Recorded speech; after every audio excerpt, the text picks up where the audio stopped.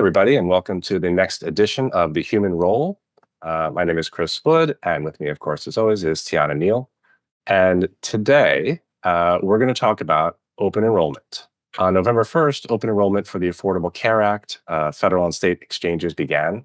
In a lot of businesses, open enrollment has started as well. Consumers are able to go online, call, seek help from a broker or others to learn what their 2024 coverage options are, calculate the potential subsidies, or change a plan. So, as I said, many employers also have their open enrollment periods around this time where employees may enroll, make changes in their healthcare benefits, and generally most employers, their open enrollment period lasts a couple weeks. I've heard some that can be a month. I don't think there's any sort of actual requirement that it has to be X amount of time, but usually they want to give people a little bit of time so they can weigh their options for the next year. In many states, open enrollment can last through January 15th, with some exceptions like California. Of course, we've talked about California and all the wonderful challenges in that state. But it is, I think, a good idea for employees to take a little time to review their benefits, estimate costs, prepare for the following year. One can't see into the future, and good benefit planning can help an individual with more than just their health. It's also can be about financial well-being. And for employers, I think it's a good idea to communicate these benefits, as we'll get into, to help them achieve and maintain good financial well-being and good health. So last year, an estimated 16.3 million people signed up during ACA's open enrollment. And this year, probably going to be even bigger numbers.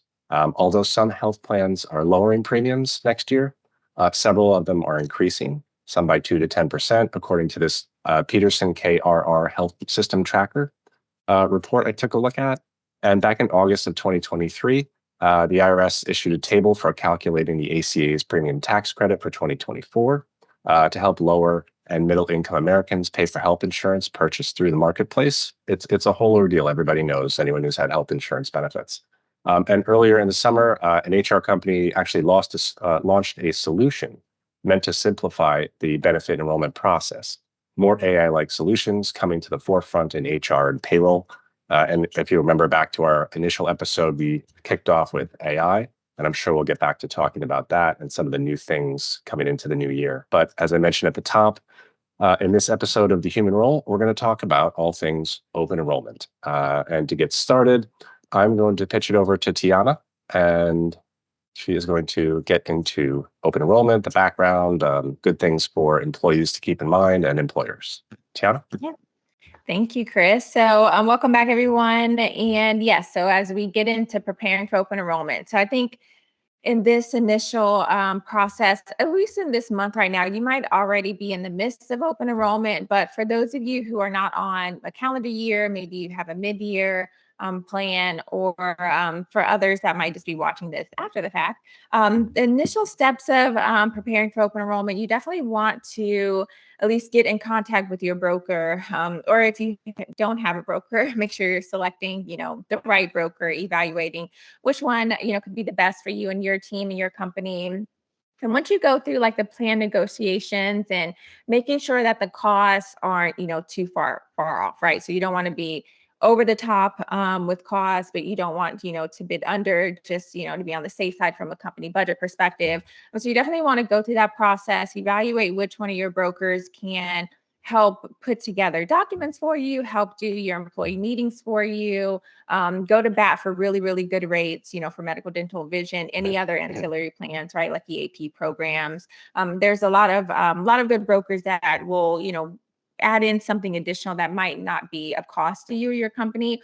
So those are all really good things to consider. And then once you choose your broker, once you choose all of your plans, once that gets approved by your upper executives and management team, then you want to make sure your HCM platform is set up properly. So a lot of HCM platforms have open enrollment centers for you to log into and set up all the plans. You'll want to make sure you select your open enrollment date. So what Chris just said, there is not a specific time frame for open enrollment. There are some companies that will just only allow you a week, just get in there and get out. There's others. Typical standard is 2 weeks. And then of course, just, on the back end, we know from like the payroll benefits HR stance, usually even if you set that 2 weeks time frame, you always have like a couple of stragglers So on the back end, you will change the open enrollment end date for a couple of days, right? To allow any last minute people to come in and make changes, or even you yourself, right? To after the 2 weeks has closed out, run reports and just see who has or hasn't enrolled. And if you want to, reach out to them again and allow them some more time, that's fine. If you don't necessarily have to, right? It is up to your employees, to take responsibility for their benefits. So yeah, so you want to just make sure all the plans are set up, and all the rates are properly scheduled in the system. So if you're having, a passive enrollment, where whether or not they enroll or not during open enrollment, their plans will still roll over to the next year. With that, you may not have to hound your employees too much. I would say, though, if the rates have gone up and if the rates have changed to the following year, you definitely want to at least make sure you're notifying people heavily with that, because you don't want open enrollment to be right now, say in November, and then come January, they get that first check and $20 extra are taken right from their check, and then they're coming to you asking you questions. So you want to make sure people are aware of that. If it is an active enrollment, that's when I would say definitely, definitely, definitely, please make sure that with an active enrollment that everyone knows that if you don't enroll in any plans for open enrollment, that your benefits will cut off at the end of whatever your plan year is, right? Because you definitely don't want someone to not have received anything, and then come the new plan year, they try to go, to the doctor or the dentist, and their benefits are closed out. And then that's when you really get into a pickle of, would these carriers even allow a late enrollment, right? Because at that point, it's not really up to you, and it's not necessarily up to your broker. If it is truly just an employee issue, they typically will not allow a late enrollment. Now, I have seen it if it's an employer issue and some reporting has gotten messed up, or there's like a connection file within the system and the carriers or your brokers, something has happened. Then they will typically make certain exceptions depending on the time frame. But yeah, so you want to just make sure that with that, your employees are aware what type of enrollment is happening. Get all communications together, get all documents together on your plan setups in your system. Sometimes you can attach the summary review documents for your employees. So that way, if it is going to be an electronic enrollment, they can actually pull up all the necessary documents that they need when they're enrolling, that properly explains things. There are a lot of HCM systems now that allow comparison. So sometimes they can compare their current plan to their new plan, or either comparing the ones that they're enrolling in. So the difference between this medical one and the other medical one, this dental one and the other dental one, PPO dental, HMO dental. So those are really good things to make sure are all set up prior to your launch. And the big key here is also testing internally. So if you're going to do something electronic, make sure you test, do like an employee test run for your open enrollment before you launch it to the masses, because that really gets out, the kinks, right? So just making sure that there are no glitches, because the minute that day comes, you will have those employees that are so excited to see what the plan year is.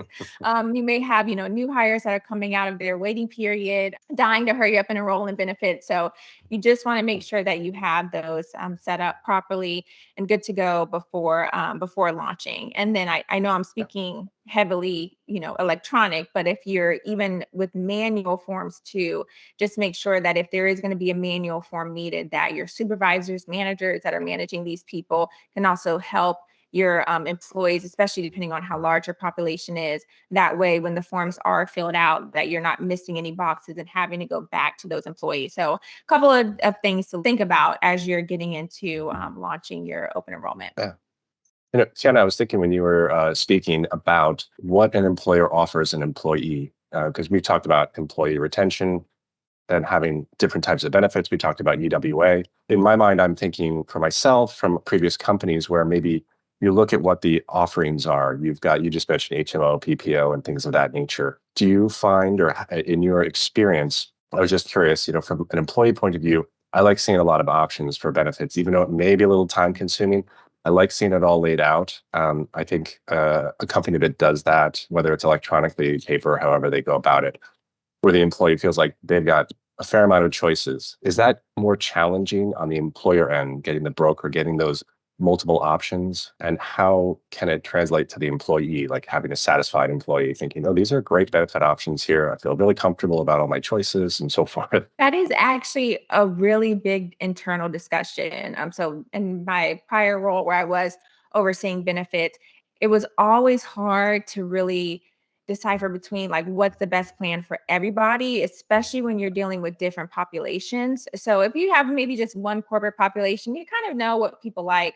But when you're dealing with, retail, corporate, warehouse, all different types of people and personalities, it is very hard to really decide between which plans to choose. I want to say, like, probably best practice for like medical plans, you definitely want to maybe keep it between three up to five. I really want to say three to four, but three up. Yeah. Definitely when you get into more than five, that's a lot, right? So you want to have like your PPOs, your maybe an HMO option, depending on the specific state.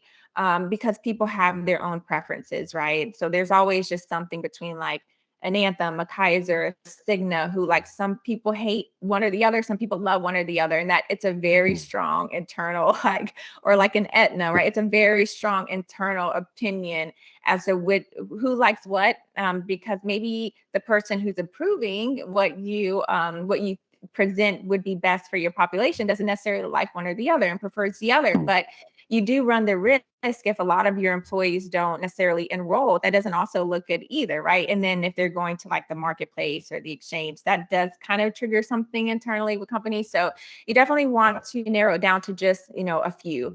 Dental and vision aren't too terrible. I think dental is pretty common to have like two plans. Vision also Yeah. the same, one or two plans, right? Those are, really simple, straightforward plans. But medical is where it does really get really tricky. Having more than like five selections is really a lot, just because that's, between the different costs and what is offered. And then if you allow employees too much, to offer, then to what you just said, Chris, like then they're really nitpicking at everything. And then maybe one Yeah. plan might have one thing and then they're really deciding, then they're sitting on it for the full 2 weeks before they decide. So you really just want to make sure you really know your population. And when you get into, the HR benefits really does link more towards HR. And then of course, payroll can heavily get involved. But that's where we get back to the human role, where Yeah. typically if you're in HR, you should know your population and what is really best suited to really help with that decision making. And then once you select the plans, it really is also cost too. So there are some plans that could cost next to nothing. And this is one thing that employees need to look to think about when they're enrolling, which is also good to kind of make a note of, is that just because a plan is cheap doesn't mean it's the best plan. So like Mm. behind the scenes, what you won't typically see is that sometimes plans are literally very cheap, but they don't have much coverage, or their deductible is so high. Like your deductible Yeah. is like 3,500, but like then you get Mm. no coverage, or you might get one or two visits for free. But if you ever, knock on wood, but if you ever have a serious issue or serious, health concern, that might not be covered, right? And then you're paying out of pocket. So that's one thing to really, really pay attention to, is that if there's one plan that's cheap, and then there's another plan that might be about $5 more, and it's not too out of your budget range, and it does cover a lot more or have less than a lower deductible, that might be something you might want to consider. So it really is critical to make sure you are paying attention to the summary review documents, just in case something happens, that you are covered from like a benefits perspective and you're not paying crazy amounts out of pocket. Yeah. And do you think, with regard to what you were just mentioning, is a really good point about an employee taking a look at those deductibles or what kind of coverage you're going to get at a certain point, where, as we started to say at the beginning, you think about your current health situation, typically younger people, maybe they do want to look at that higher deductible for the moment and look into things like FSA or HSA and kind of plan those out. So how do you think those play a role, like FSA, HSA? There might be others I'm not as familiar with, Yeah. but Yeah. from maybe perhaps either a younger employee who doesn't foresee many health issues during the year, or maybe it's someone who they know their medical history quite well. They know their doctor, they know what they need, and maybe they want to look at these additional options as a way to bring down the tax cost for themselves. Like I think some of them are pre-taxed, and put some of that money aside for things they know is going to come up. Yeah, so I would say FSA and HSA, I've seen more so like some of the older generation with families, right? Where they can, use those a lot more and save towards a lot more. Most of the time, the younger population, I will say, I've had a few, more than a few that I like to say,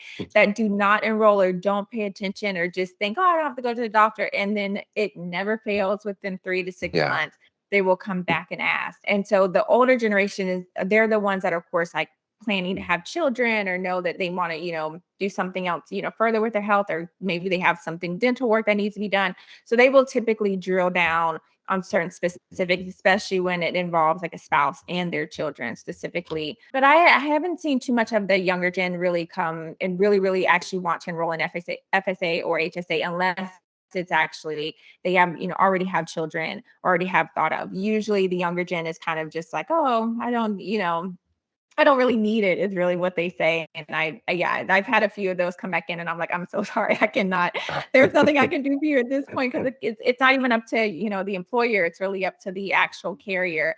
But those are all good options to even think about, right? And there are certain people who do have pre like medical conditions, right? A pre-history of medical conditions. So they will drill down even to the fine print. And so if that happens to be within the younger generation of people, of course, they will always look at that. They will always look at every single wording and just make sure what they are enrolling in does actually cover and doesn't reject their condition either. Cause that, that does happen from time to time. If there's not a heavy medical condition, I would say for someone, that's a little bit younger, typically they're just kind of like, flying with the wind and just they may need to enroll but not pay too much attention, or they may run it by their family, them still being covered by their family until they're 26 Yeah. usually is pretty good. So by the time they reach that specific age limit, they typically follow suit, right, with what their family has done if it's not really a big factor for them.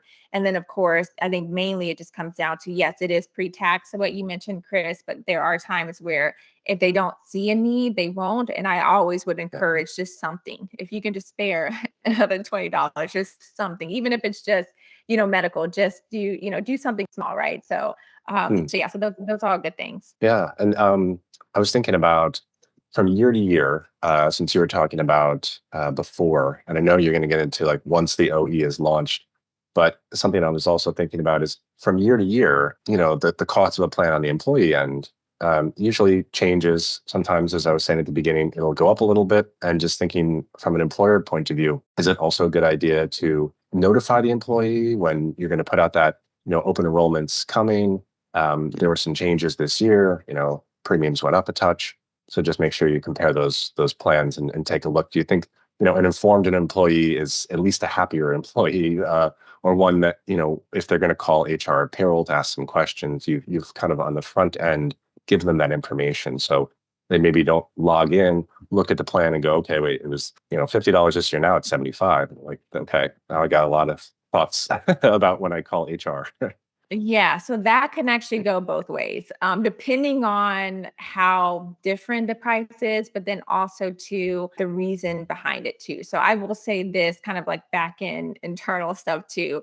If a company has to cut costs in some way, one of the most common ways to go first before having to hit your population is through making sure the benefits rates go down, right? So if a company is doing like a 50-50, if they cover 50% of the cost and the employees pay 50-50, if you have to save money for the year, you're going to hit benefits and maybe you're only going to cover 25%, right? And your employees are going to be responsible for the remaining portion.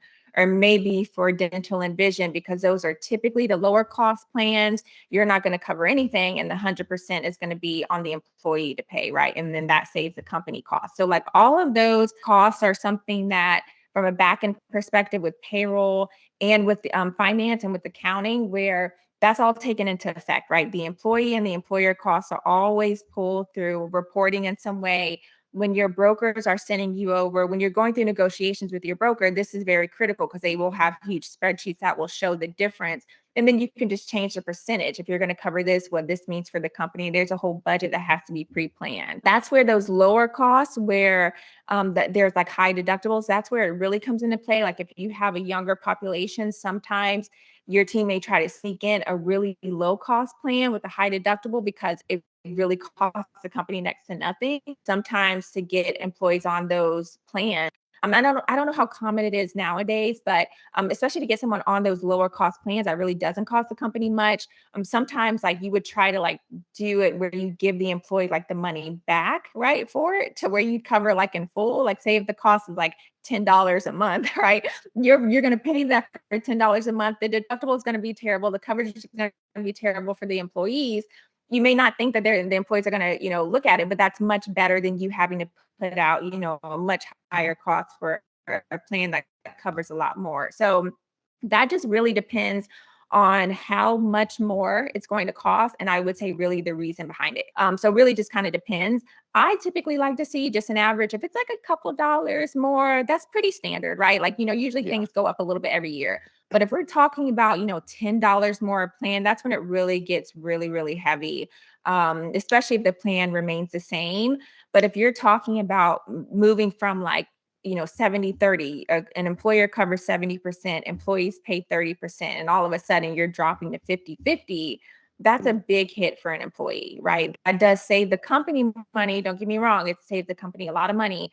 And I've, been in some of those situations before, but you definitely want to make sure that when you're going this route, having the right HR and payroll person in play is going to be critical to be at the table. Like how we've said on many episodes, you've got to all be at the table because they're going to be the ones that are going to get hit with the questions, right? Like it's not going to be these upper executives and management. These employees are going to fly into their office, when they're upset because the ones that do pay attention to the rates and the costs, that is very important to them.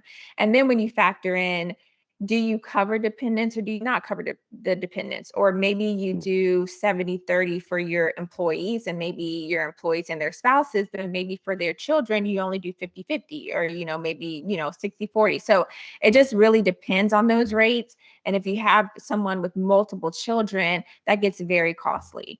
And that's just, the premium cost that they pay every month. That doesn't factor in when they go to the doctor, if there's deductibles at play. So I think it could go both ways depending on how much higher the rates are, but then also the reason the rates are going that high. Yeah. And now That was a lot, I I think know.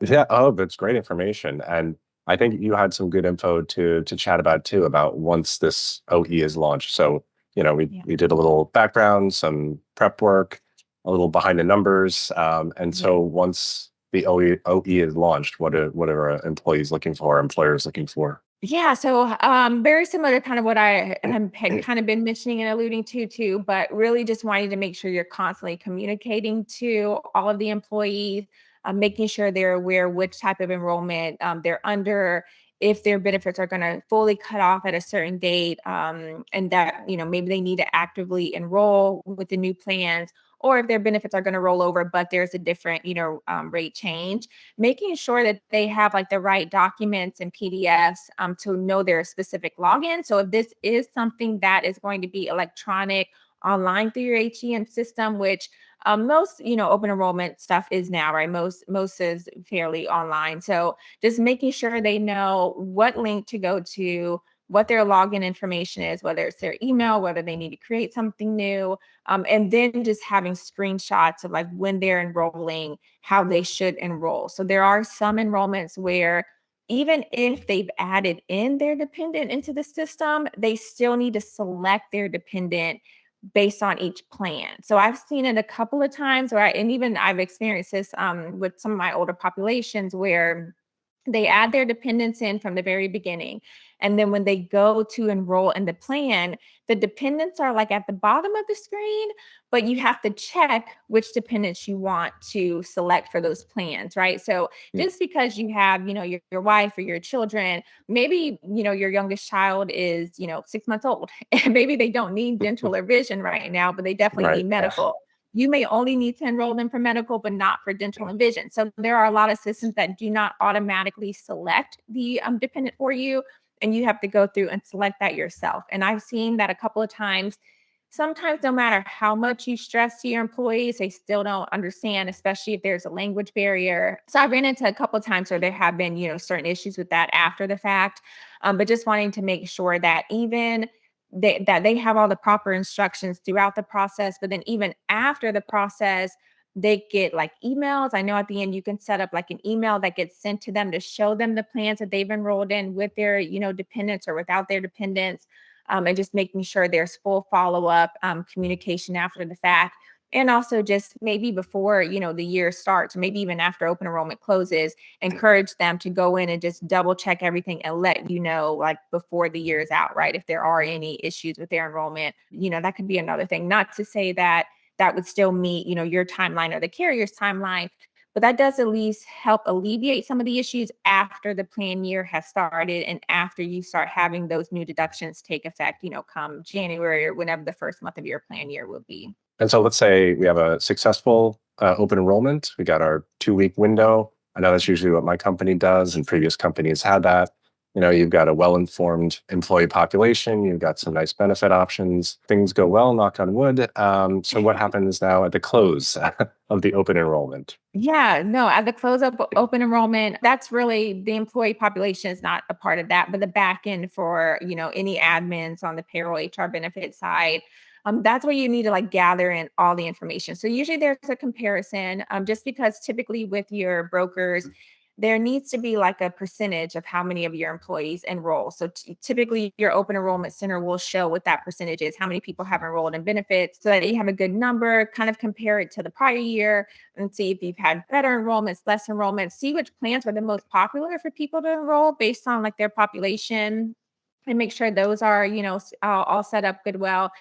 And then after that, I'm really pulling reporting. So this is where I'm making sure the carriers have the right setup comes into play. So there are certain systems where during that time, if you have like connection files on the back end with the electronic files that go from your HCM system to your carrier system, that should be automated still during open enrollment so your carriers know that new plans are coming through. Your brokers and yourself typically would alert the carriers, letting them know this is your open enrollment season. When they start seeing a lot of changes come through, they do get a little nervous and will send a note like, is this accurate? Is this not accurate? So as long as they're alerted that open enrollment has happened, they'll be aware that these changes are coming through. And then it's just a matter of just making sure that everything flew through correctly without any errors, making sure that numbers look good. And sometimes you would want to even do a comparison for the current year, for last year, and then into the current year. So maybe you can catch something early on. So what I was just talking about as far as dependents, if someone had a spouse enrolled in their prior plan, but in this new plan, their spouse is not enrolled. Going back to what I said, where some employees may not read the instructions properly, that might have been by accident, So you want to just make sure maybe if you can send out an email to them or to their manager to check in with them just to make sure that was okay. It could be that their spouse now has another job and is getting benefits, has better benefits in her new job, who knows him or her new job. So it just depends. But those are good things just to check, just to make sure, right, that you don't have any issues down the line. So after open enrollment, it really is just follow up, full follow through, making sure that the carriers have all the information, making sure that the rates are absolutely correct in the system, making sure that the effective dates are correct in the system. So that way, when you have your first payroll ran in January, the rates look good. And then you might have some last minute stragglers that come through that want to change something. And usually there's a little bit of flexibility there. There may be some benefits people that get angry at me saying that because there are some people that are very sticklers. And when you don't meet their date, that's it. There's others that are a little more, lenient. But yeah, that's typically after the closeout of open enrollment. There's a lot of reports and reconciliations to be done. And then once that's all completed, then we're pretty, good to go until the first pay period. Yeah, and something that is not necessarily part of open enrollment, but maybe it's something that I was thinking of when you were talking about closing open enrollment, is if you're an employer and you've got X healthcare plan, you get through your open enrollment, everything goes good, boom, you're into the new year. If you're from a payroll and a benefits in HR point of view, and these are typically a business's greatest expenses. So from an HR point of view, is it almost like a constant process where at some point in time during the year, you're thinking, not that you want to offer your employees less benefits, but are you thinking of, okay, maybe there's a different plan, different options, a little bit of cost cutting?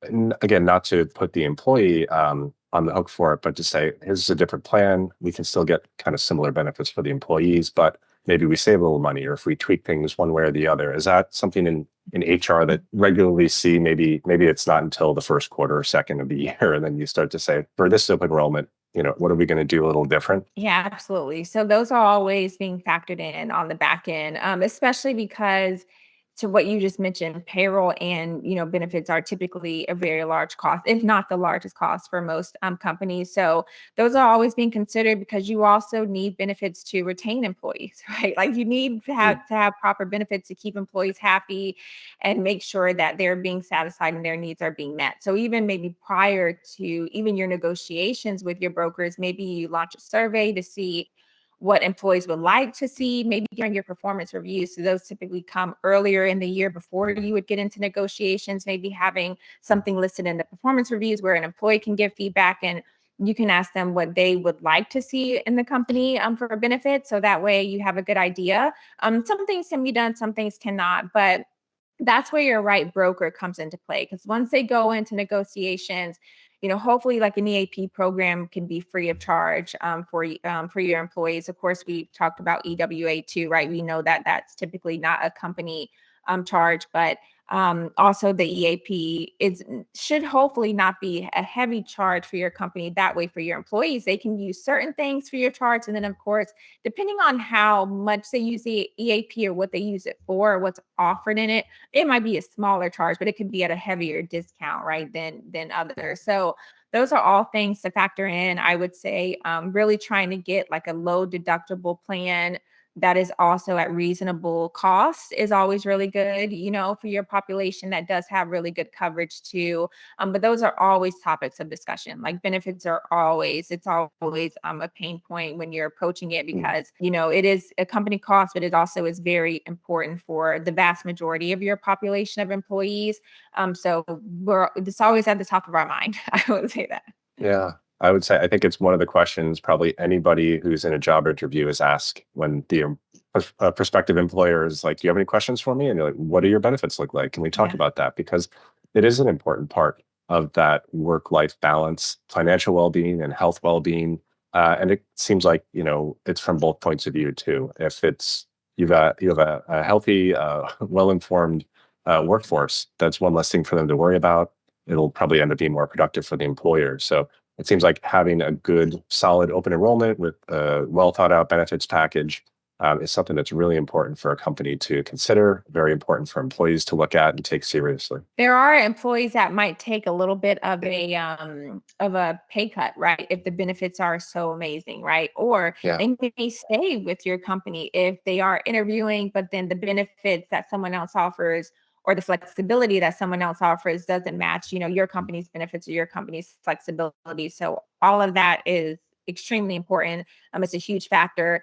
And even though it's the first thing to kind of look at to cut costs in a way, it's one thing where you really have to really evaluate it as a company. If you start doing that, how many people are going to get upset and leave? If you're on a calendar year from a January to December plan year, you're going through open enrollment in November, and employees typically are looking elsewhere kind of in the beginning of the year because that's after bonus season and so forth. If you cut your benefits, that's really going to be a pain point. And so if you're wanting to retain talent, you really have to do all that you can to keep as much, of your benefits there. Make sure your plans are good, make sure the cost is good, because that's all going to play an important part. Well, do you think, is there anything else that our viewers might need to know for open Yeah, enrollment this year before I they think carry on? yeah, I think we're good. I would just say, same to what we've kind of already alluded to, just make sure from an employee stance that you are reviewing the benefits and the plans properly and accordingly. Don't get caught up on seeing a cheap price because that might not always mean the best plan.